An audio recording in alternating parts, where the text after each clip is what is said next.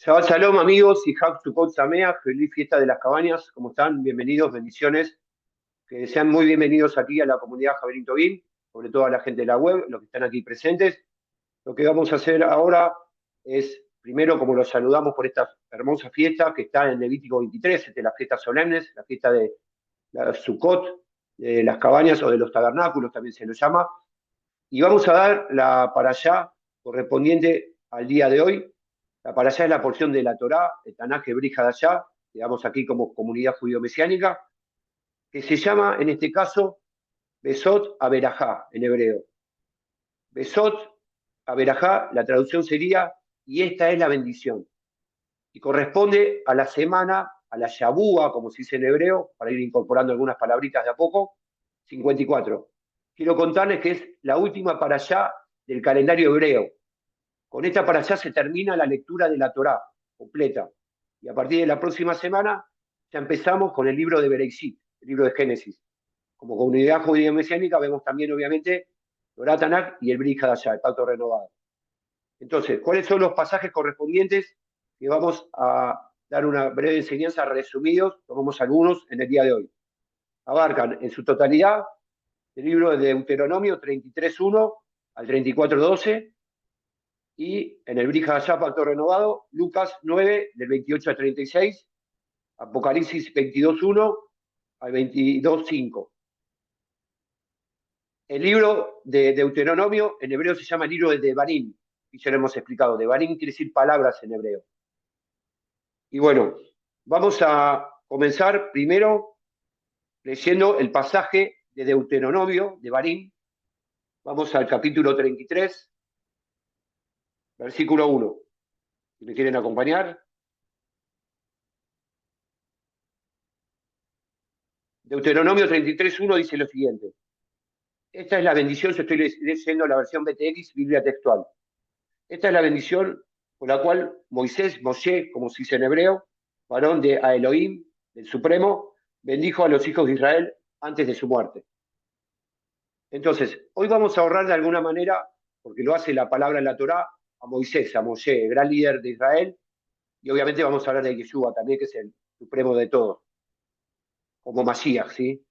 Entonces, Moisés lo que estuvo haciendo durante 40 años con el pueblo de Israel en el desierto fue el esfuerzo para llevarlos y liderarlos hasta la tierra prometida, hacia la libertad. Ahora, lo que pasó, y fue algo terrible, es que el pueblo no la valoraba su sufrimiento, su obediencia, su rendición al Señor. Entonces, todo eso fue hecho ante la presencia de Hashem. En muchas ocasiones le dijeron, y esto lo sabemos, que hubieran preferido volver a Egipto, Mitzrayim, antes que ir al desierto a ser probados, cuando venían las pruebas fuertes. A veces tiene que ver con la queja que presentamos nosotros, ¿no? Entonces siempre la palabra es un reflejo y un manual de vida, como decimos, sobre lo que tenemos que hacer y lo que no tenemos que hacer. Las pruebas generalmente son para que el Señor se glorifique, para ser aprobadas, no para rendirnos, sino para buscar más de la presencia del Señor. De eso se trata la prueba. Entonces, por ejemplo, decían, nosotros extrañamos los ajos y cebollas de Egipto.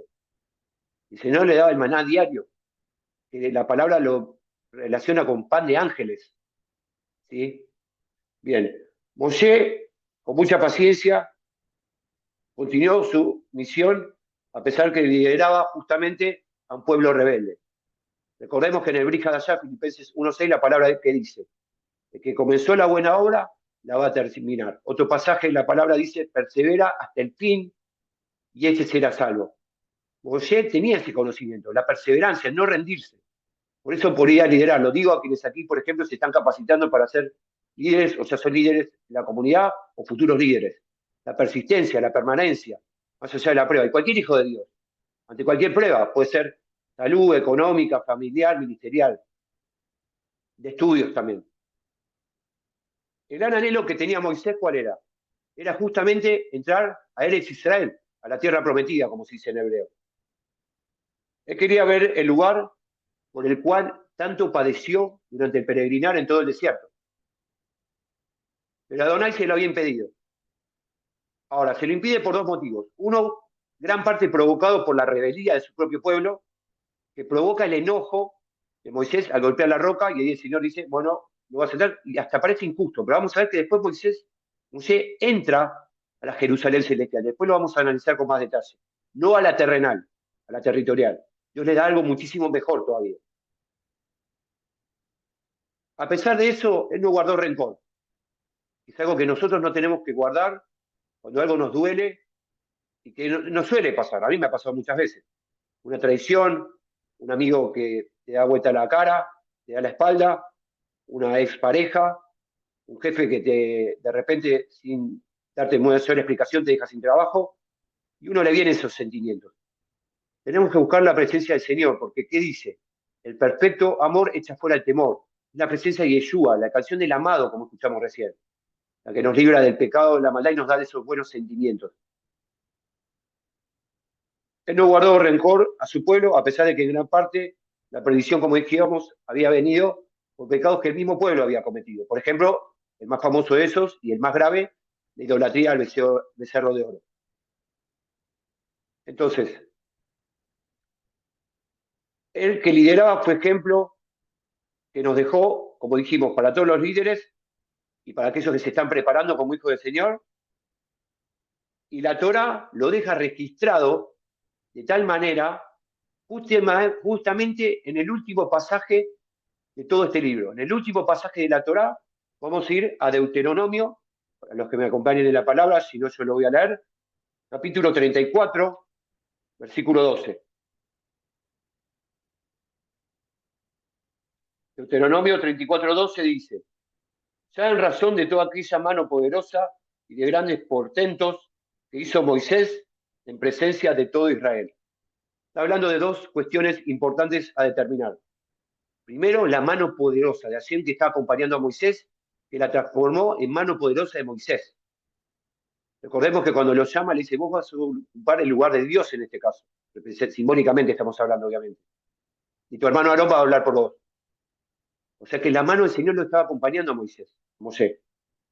Y después el gran temor que Moisés tenía, recordemos que tomamos temor como honra, respeto hacia la Torá, hacia el Señor, hacia Yeshua, hacia los profetas.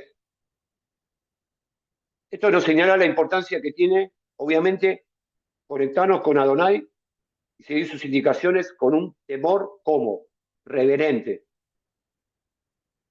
Y eso nos transforma, cuando lo hacemos, como el Señor le dijo a Pablo, en siervos, en instrumentos muy escogidos. Somos eso, somos instrumentos muy escogidos y poderosos en manos del Señor, en manos de Hashem, Adonai o Elohim.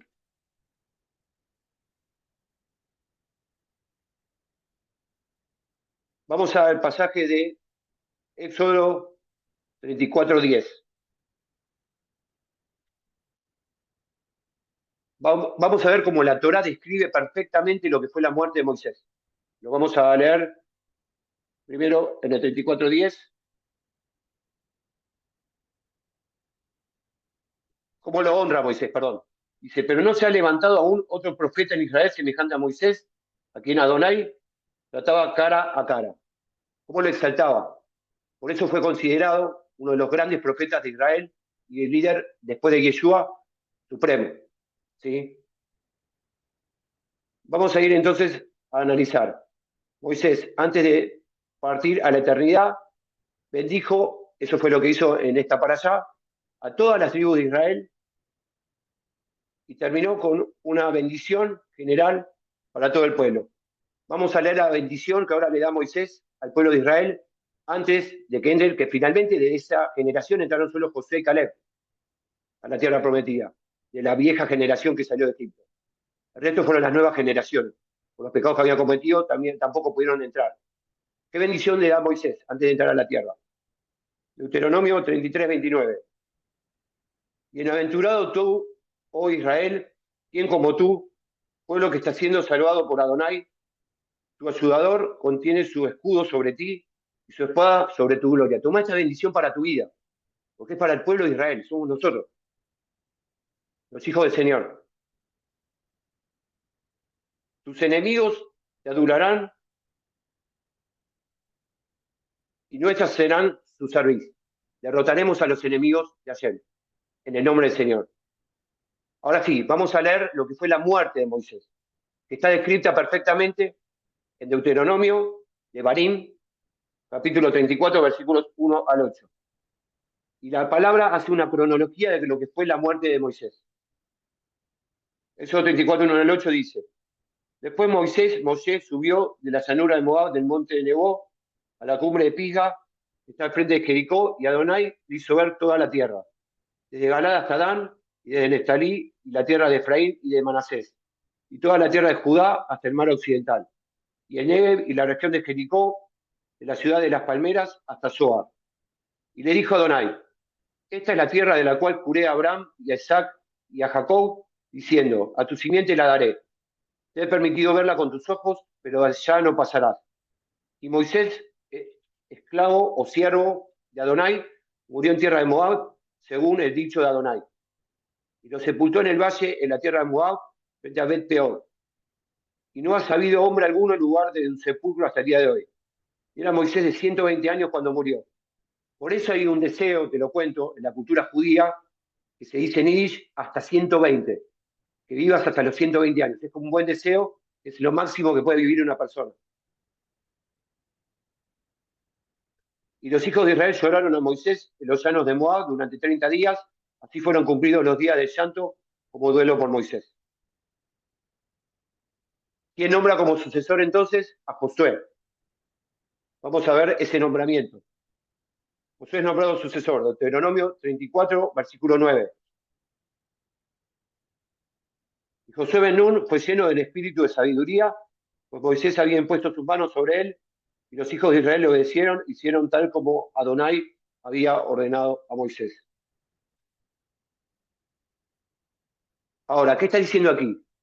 El pueblo cumplía exactamente las indicaciones como lo hizo con Moisés, se le reveló luego, con Josué empezaron a cumplirlas hasta cual el Señor las daba. Por eso tuvieron victoria en victoria y pudieron conquistar todo el territorio de Israel. Eso nos habla de que las cosas se hacen, y acá vamos a establecer un principio bíblico. Si Dios te dice, esto se hace así, esto se hace así. No es un poquito, me parece, me reúno cualquier día de la semana, nombro al Señor de cualquier manera. No, el Señor se estableció cómo hay que hacerlo.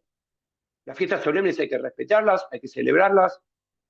El arca del pacto, cuando el Señor le da las indicaciones a Moisés, le dice de madera de acacia, de tantos codos, con bronce, le pone la posición de los querubines, lo mismo el arca de Noé.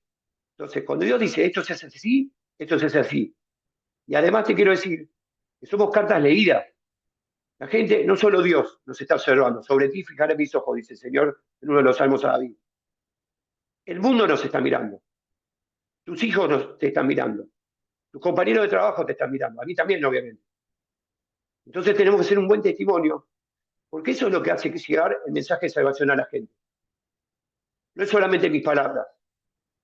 La fe sin obras es muerta. Cuando yo predico, tengo que ser coherente entre lo que predico y mi accionar. Y si eso no pasa, pedirle perdón al Señor. Arrepentimiento y vuelta a camino correcto. Como decimos siempre, la Teshuvá. Dios nos perdona, nos limpia, y esto lo decimos hasta el hartazgo. Y nos da siempre una nueva oportunidad. A menos que nosotros no querramos. Vamos a ir ahora al Brija de allá, al pacto renovado, y vamos a encontrar una vinculación maravillosa